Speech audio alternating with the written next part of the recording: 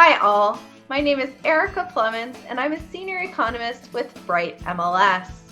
Showing activity was higher than last year for the week ending June 8th, up 2.5%. This marks the third week of increased showings year over year. New contracts also were higher in our latest week, increasing 2.4%. However, a few metros didn't have these same increases, and you can find the details in our full report. Both mortgage rates as well as new inflation data will be released on Thursday.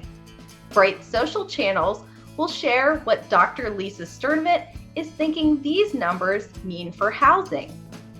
You can always access her full thoughts on brightmls.com/research, as well as other valuable materials.